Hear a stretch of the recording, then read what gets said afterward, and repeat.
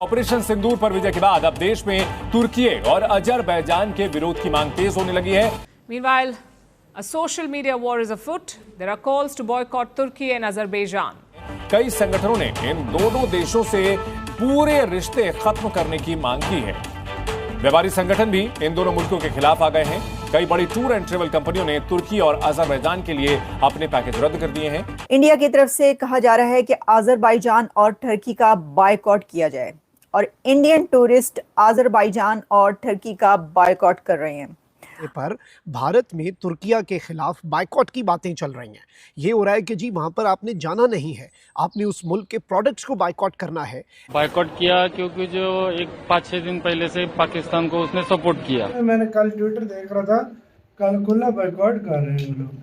सिर्फ खुला बायकॉट नहीं हो रहा, उधर जो उसके प्रोडक्ट्स आ रहे हैं ना, उसके प्रोडक्ट्स जो आ रहे हैं, मतलब वो जो चीजें भेजते हैं उसका भी बायकॉट चल रहा है। टर्की और तैयब एर्दोगान के लिए एक बहुत बड़ी परेशानी पैदा हो चुकी है।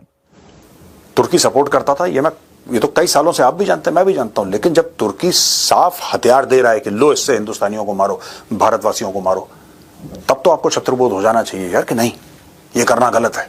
उनकी इकोनॉमी को बहुत बड़ी डस पड़ने वाली है। आपको पता है कि टर्की और अजरबैजान ने पाकिस्तान का साथ दिया है इस इंडिया और पाकिस्तान की वॉर के बीच।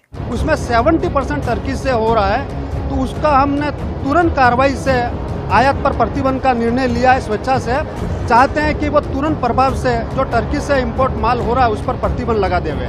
स्पेशली तुर्की का कह रहा हूँ, मुझे अजरबैजान का नहीं पता, स्पेशली तुर्की का जो सेब उधर से आते हैं या उधर से और चीजें आती हैं, उनका बायकॉट चल रहा है इंडिया में। जो भी टर्की से आयातित माल जो भारत के अंदर आता है उस पर रोक लगाने का एक निर्णय लिया। दोस्तों, भारत स्पेशल में आपका स्वागत। भारत और पाकिस्तान के बीच कई दिनों तक चले सैन्य संघर्ष के दौरान तुर्की को लेकर भी सोशल मीडिया पर काफी चर्चा रही, क्योंकि तुर्की ने खुलकर पाकिस्तान का साथ दिया। इसी वजह से सोशल मीडिया पर लोगों ने तुर्की से भारत आने वाले प्रोडक्ट्स के बहिष्कार को लेकर ट्रेंड चलाया। लोगों ने सोशल मीडिया पर भारत सरकार से भी अपील करी है कि वह तुर्की के खिलाफ सख्त कार्यवाही करें। इसी बीच तुर्की से लेकर गाजियाबाद तक व्यापारियों ने तुर्की से आने वाले सामान के बहिष्कार का फैसला कर लिया है। Spice and dry fruits association समिति सदस्य और पूना मर्चेंट चैम्बर्स के निर्देशक नवीन गोयल ने कहा, तुर्की ने पाकिस्तान का खुलकर समर्थन किया। यह हमारे देश के हित में नहीं है, हम इसका पूर्ण रूप से विरोध करते हैं। हम तुर्की से ड्राई फ्रूट आयात करते थे, अब हम इसका पूर्ण रूप से बहिष्कार करते हैं। हम आयातों से भी अनुरोध करते हैं कि वह ऐसी कोई भी वस्तु का आयात ना करें। हम वक्ताओं से भी अनुरोध करते हैं कि वह ऐसी कोई भी वस्तु ना खाएं। भारतीय लोगों में तुर्की के साथ साथ अजरबैजान के प्रति भी बहिष्कार शुरू हो गया है और भारतीयों ने तुर्की और अजरबैजान को पूर्ण रूप से बहिष्कृत करने का फैसला कर लिया है।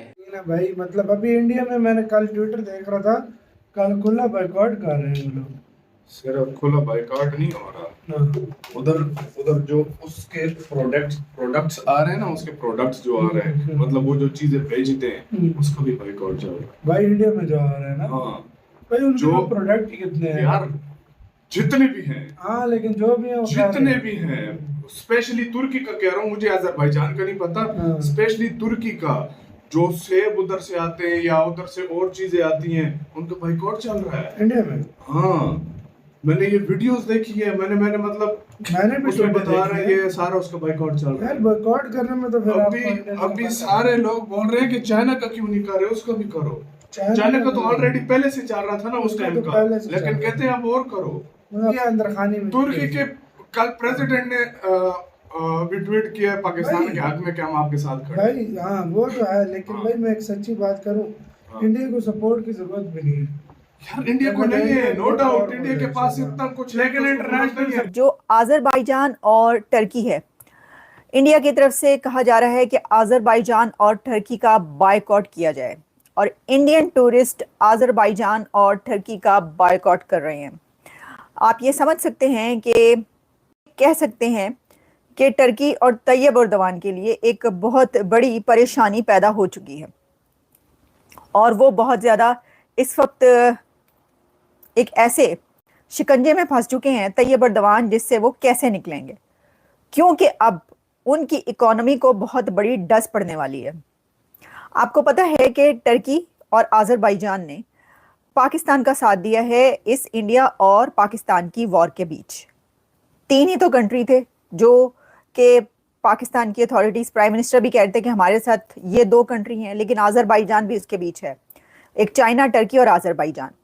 अब क्योंकि इंडिया के ताल्लुकात तो टर्की से अच्छे थे, यानी जब टर्की में अर्थक्वेक आया तो भारत की तरफ से बहुत ज़्यादा एड भेजी गई, टर्की में बहुत मदद की गई इंडिया की तरफ से। तो तुर्की के बारे में अब भारत की तरफ से बहुत ज़्यादा बैकलैश आ रहा है और वो कह रहे हैं कि ये तैयब एर्दोगान ने जो हमारे दुश्मन यानी इंडिया के दुश्मन पाकिस्तान का साथ दिया है, तो हम इनको मज़ा चखाते हैं। और अब मज़ा कैसे चखाया जा रहा है, वो ऐसे कि इंडिया के टूरिस्ट जो बहुत बड़ी तादाद में टर्की जाते थे टूरिज़्म के लिए, अपनी वेकेशन स्पेंड करने के लिए, तो अब वो कह रहे हैं कि वहाँ पर नहीं जाएंगे। तो इंडिया का जो टूरिज़्म टर्की में होता था, यानी जो टर्की की इकोनॉमी में बहुत ज़्यादा ऐड ऑन करता था, वो टूरिज़्म अब ख़त्म होने जा रहा है। क्योंकि इंडिया की तरफ से ये एक तो ये कि अर्ज भी किया जा रहा है और ऑलरेडी जो वहाँ की आवाम है, पब्लिक है, वो ये कह रही है कि जब हम वेकेशंस के लिए टर्की जाते थे अब हम वहाँ पर नहीं जाएंगे। और इंडियंस कह रहे हैं कि जो वो वेकेशंस के लिए, हॉलीडेज़ के लिए आज़रबाईजान जाते थे अब वो वहाँ पर नहीं जाएंगे, बल्कि उन्होंने कहा है, बल्कि उनको कहा जा रहा है कि इसकी जगह ग्रीस चले जाएं, आर्मेनिया चले जाएं, कुछ और ऐसे कंट्रीज़ बताए जा रहे हैं। तो ये मैं आपको, अगर आप ये सोच रहे हैं कि जी ये कोई इतनी बड़ी बात नहीं है, ये तो छोटी मोटी बात है, नो, अब मैं आपको ये बताती हूँ कि ये कैसे बहुत बड़ी बात है। कितना बड़ा टूरिज़्म जो है वो टर्की को मिलता था इंडिया से और कितना ज़्यादा टूरिज़्म होता था आज़रबाईजान में भारत का। अगर हम जब देखते हैं ना इंडियन टूरिस्ट कितने जाते हैं आज़रबाईजान में, तो आप ये देखिए कि 2024 में कहा जा रहा है कि कोई 2.5 लाख के करीब टूरिस्ट गया है आज़रबाईजान में। मतलब 2.5 लाख इंडियंस 2024 में वेकेशंस के लिए, हॉलीडेज़ के लिए आज़रबाईजान गए। अब देखें, जब वो आज़रबाईजान गए वहाँ पे उन्होंने एक तो वहाँ की टिकट्स ली, वहाँ पे जाकर उन्होंने जो होटल में ठहरे, वहाँ पर जो स्पेंड किया, वहाँ के से गिफ्ट्स लिए, वहाँ पर खाया पिया, ये सब बहुत ज़्यादा एड ऑन करता है किसी भी इकोनॉमी में। यही वजह है कि कुछ कंट्रीज़ ऐसे हैं कि जो चलते ही टूरिज़्म की वजह से, जैसे कि आप देखिए, मैं आपको बताऊं, जो थाईलैंड है उसकी सारी इकोनॉमी, ज़्यादा जो इकोनॉमी है वो टूरिज़्म पे चलती है थाईलैंड की।